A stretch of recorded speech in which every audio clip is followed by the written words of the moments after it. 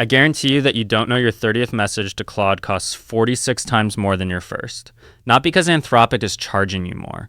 It's because Claude rereads your entire conversation history from scratch before answering every single time you hit the enter button. And as a YouTube creator who made most of my videos using Claude, I used to hit the Claude usage limit every single day. But after implementing these 5 changes in how I use Claude, I haven't hit my usage limit in over a month. And those exact 7 things are what I'm going to share in this video. But before we actually start getting into it, you first need to understand how Claude answers your query. See, Claude is not like your roommate who talks to you in words because Claude doesn't count words, it counts tokens. Basically, a token is roughly 4 characters or about 0.75 words, meaning 100 tokens equals about 75 words. So whenever you hit the enter button, Claude rereads the entire conversation from the top before it even starts answering you. Now, a developer named Aniket Parihar actually measured this, and what he found was that 98.5% of his tokens went to rereading old conversation history. Only 1.5% went to generating the actual response. So for every $100 you spend on Claude, only $1.50 is doing real work. Now you understand all the economics around Claude, so let's get into the real stuff. Now here's the first thing I changed. See, whenever I used to work on Claude, my first instinct was to drop in all the files possible, PDFs, screenshots, any kind of document. And I didn't know that these files themselves cost a lot of tokens for Claude to read. Like a single PDF page costs around 1,500 to 3,000 tokens. A full-size screenshot runs around 1,300. And they also carry hidden metadata that Claude has to process before it even reads a single word you actually wrote. So if you upload the same 15-page PDF to 4 different chats, you've already spent over 180,000 tokens on a document that as plain text would have cost maybe 2,000. And the fix is quite simple. Convert those PDFs or documents into a clean markdown file.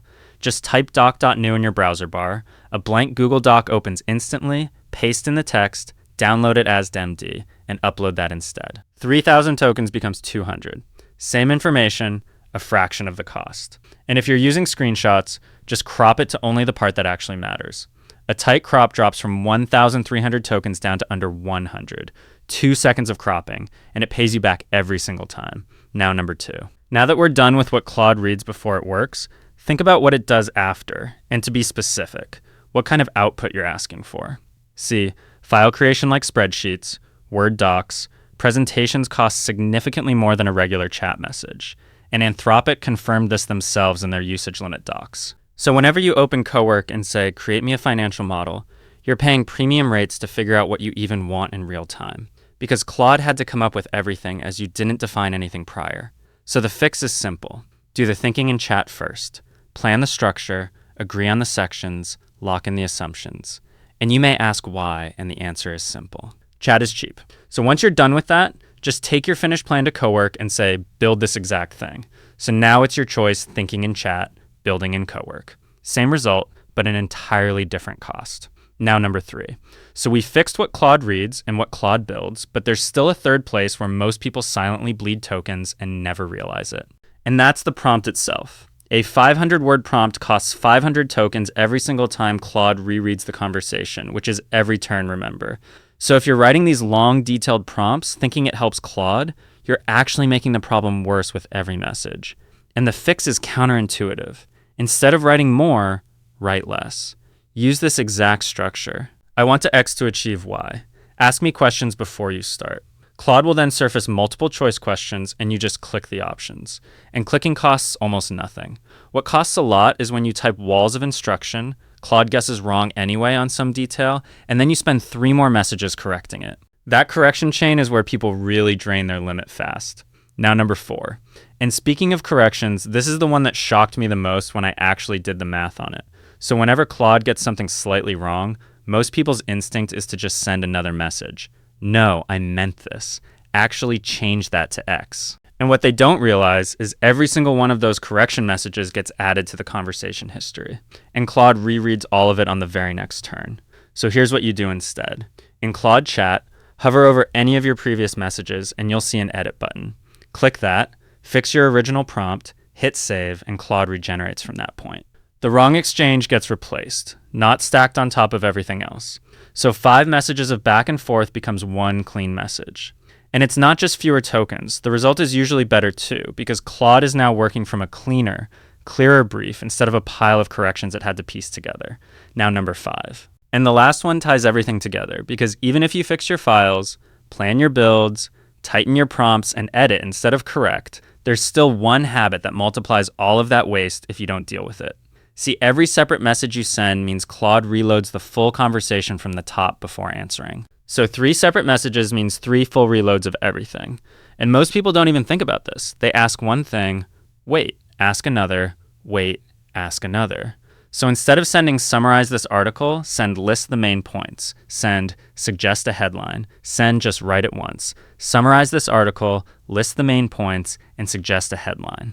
One message, one reload. And honestly, the output usually turns out better too, because Claude sees the full picture of what you need at once, instead of figuring out what you actually wanted across 3 separate turns. Now number 6. And this one most people don't even know exists, and I didn't either until I stumbled across it. See, all the things we've fixed so far are about how you send messages to Claude, but we haven't talked about what Claude sends back. And here's the thing, Claude's output tokens count against your limit just as much as your input does. And the problem is, Claude by default is extremely verbose. Like you ask it one simple question and it comes back with, great question. Here's a detailed breakdown of what you asked, followed by my reasoning, followed by a summary of my reasoning. And you're sitting there reading maybe 20% of that response and ignoring the rest. But you already paid for all of it. So there's this open source tool called Caveman, and I'll link it in the description, and what it does is it makes Claude respond in extremely compressed caveman-style language. Drop articles, no filler, no pleasantries, no hedging. Just the actual answer. And it's been measured to cut output tokens by around 65% on average. So instead of Claude saying, certainly, I'd be happy to help you with that. Based on my analysis of your request, here's what I would recommend. Caveman Claude just says, do this, then this, done. And the accuracy stays exactly the same. The code blocks stay exact. The technical details stay exact. It just strips out all the prose Claude wraps around it that you were never reading anyway.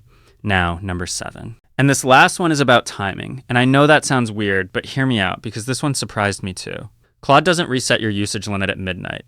It runs on a rolling 5-hour window. So whatever you used 5 hours ago falls off, and that capacity opens back up. Which means if you do everything in one big session in the morning, your afternoon is locked out, even though your actual daily limit hasn't fully reset yet. So the fix is to split your work across the day. Morning session, afternoon session, maybe one in the evening. By the time you come back for session 2, a chunk of your earlier usage has already rolled off the window. And here's the part Anthropic actually added recently that almost nobody is talking about. Usage during peak hours, which is roughly 8 a.m. to 2 p.m. Eastern on weekdays, drains your limit faster than the exact same work done in the evening or on weekends. Same task, same prompt, different costs depending purely on what time you run it. So if you can shift your heavier Claude work to evenings or weekends, you get more output for the same plan. And if you're outside the US, just convert those peak hours to your time zone, or some people in Asia or Australia. Peak hours actually fall in the middle of your workday, so it's worth knowing exactly when. So that's all 7. Fix your files, plan before building, write short prompts, edit instead of correcting, batch everything, install Caveman to cut what Claude sends back, and split your sessions across the day. You don't need to do all 7 at once. Pick 2 this week. I genuinely haven't hit my limit in over a month doing exactly this, and if you use Claude even half as much as I do, you'll feel the difference faster than you think.